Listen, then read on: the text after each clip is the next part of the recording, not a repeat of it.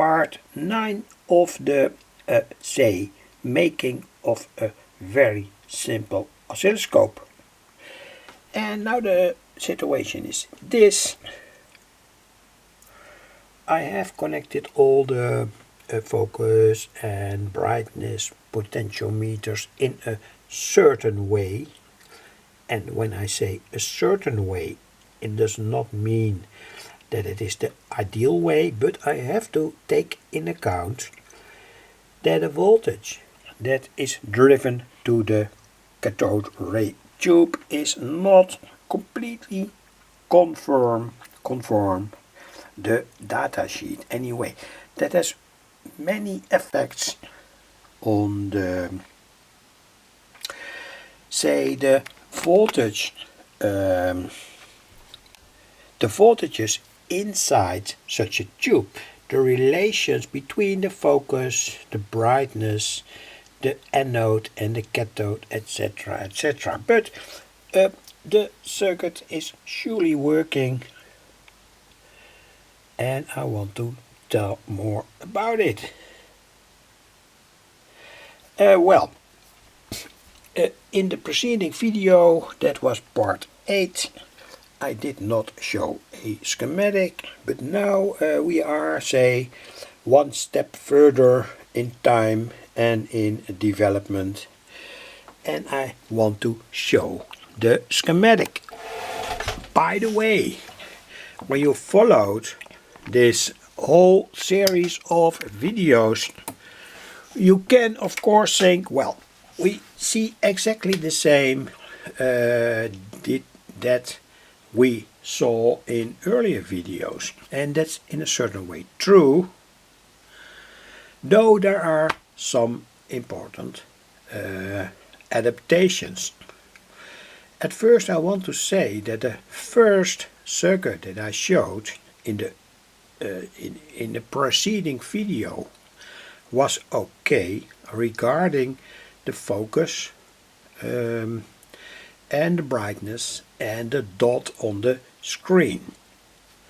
That's very important to tell. It was simply okay, but say further developments have also consequences on say the voltage divider going from the anode to the cathode, and in that voltage divider we have of course that the brightness grid must be connected to the maximum negative of the power supply, and in this case that's approximately 370 volts, and furthermore the focus also must be connected in that voltage divider. And when you study oscilloscope circuits of the 1950s, 1960s, etc., etc., you will always see that voltage divider between the anode and the cathode. In this case, the anode, the positive, is connected to ground 0 minus, etc. Well, let's go to the schematic.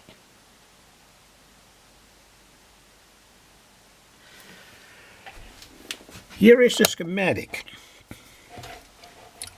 I hope that it is visible from this distance. I searched it out completely today. Perhaps I have to say flip my camera to another position to give this to say show all the properties of this circuit, and perhaps I'm going to do that. At first I want to pan over very slowly and tell something about the circuit. This is an other power supply. It adds positive voltages to the vertical plates so that the dot or the line can be moved from the upper side to the downside. And the movement is slight, so it's not very fierce. And let me show that when possible. Here you see that the line moves somewhat in the vertical way. And we have here to do with a very simple oscilloscope, so the vertical line is not moved completely out of the screen. With professional scopes you can surely do that. So here is the vertical move potentiometer, that's here. It's connected to the vertical plates. You can see it here, vertical plates. That vertical plate, is important to tell, is on the other side connected to the via a 120k resistor to ground. So that's the reason why you can build up here a positive voltage. When there's no connection here to ground, you can never build up a positive voltage, and that also means that the horizontal line cannot be pushed down to a certain position on the scope screen. So that was important to tell. Vertical move, and here we have the horizontal move. That horizontal move is done with a 1 mega ohm potentiometer that is connected directly to the plates, and it goes to the via a 1 mega ohm resistor here to the minus, and that is this 1 mega ohm resistor.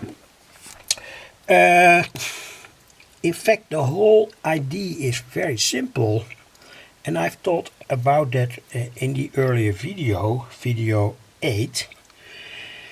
When you add static voltages, positive and negative, or here positive and negative, to the plates directly, and that's done with these two potentiometers, this one for the vertical movement and this one for the horizontal movement, the beam, the electron beam going here is, say, moved to the horizontal, or the in the horizontal way, left to right or up and down, and that's done here. And again, important to tell, perhaps that's not visible here, that the plates are connected via 120k resistors to 0. That means that say static voltages can be built up here to move the electron beam. Anyway, and again, say here we have the possibility to send in AC signals to the horizontal plates, and here the possibility to send in signals to the vertical plates, and you can do that with separation capacitors, 0.33 microfarad, 250 volts. That means that when you add here over the horizontal plates an AC voltage, a certain frequency, of course, with enough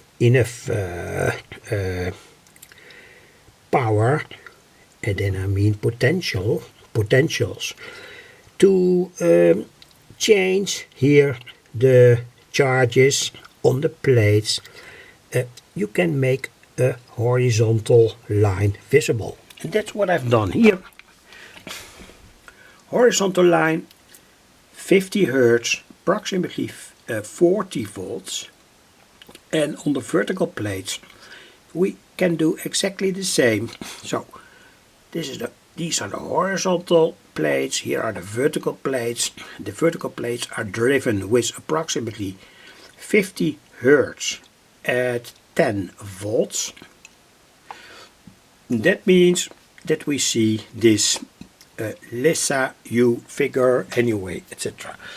So, bend over somewhat. I have approximately 5 minutes left. The power supply to drive the tube is 377 volts. And this separate power supply gives approximately 188 volts. Here's the positive. So with the help of this external power supply, we can make the plate here positive, and that means that we can push the electron beam down, given the situation that here this plate in fact goes to ground zero via that 120k resistor.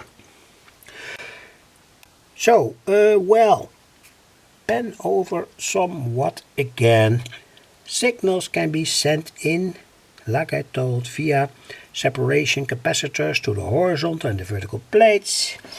Of course, you can access the plates, the horizontal and the vertical plates, directly with voltages. So not with a separation capacitor, but also with DC, both in the horizontal and the vertical way. But that's not the aim of this very, very simple oscilloscope circuit. Well, perhaps this is a little bit strange here. I've made here a potentiometer with which you can change here, this one, the voltage to the whole unit, say all the electrodes inside that tube a little bit. And I will show the differences. It means that say we have the line is extracted. That's one of the effects. And the sensitivity changes, etc., etc. So now the plates are less sensitive. When I do this here, now the plates are less sensitive, but anyway,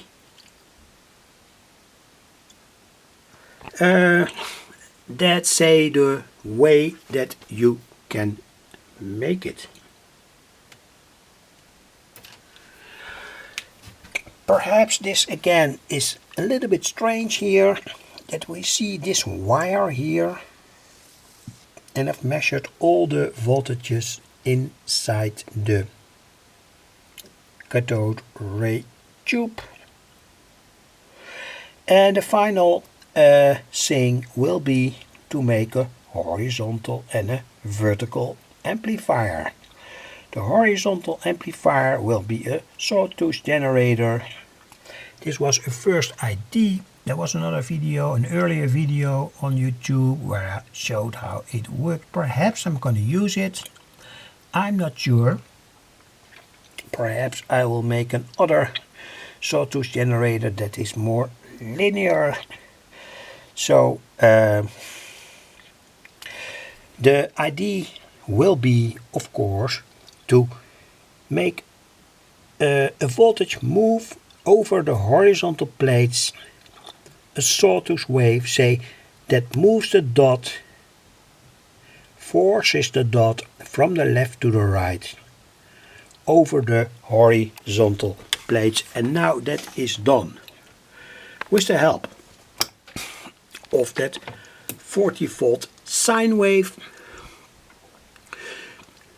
And on the vertical plate we have 10 volt sine wave, but anyway. So I hope it was a little bit clear, interesting, and perhaps good to make these, say, front plates in such a way that you can move them out, flip them out, makes it more easier to solder all the wiring. And well, that was more or less everything to tell. Thanks for watching. The final schematic will follow in approximately 2 or 3 weeks, because I have to study that and find it out. The horizontal amplifier must be a sawtooth generator. The vertical amplifier could be an audio amplifier, but perhaps I want to make another type of vertical amplifier to get to somewhat higher frequencies, say higher than approximately 20 kilohertz. That's the aim of this simple oscilloscope. Thanks for watching.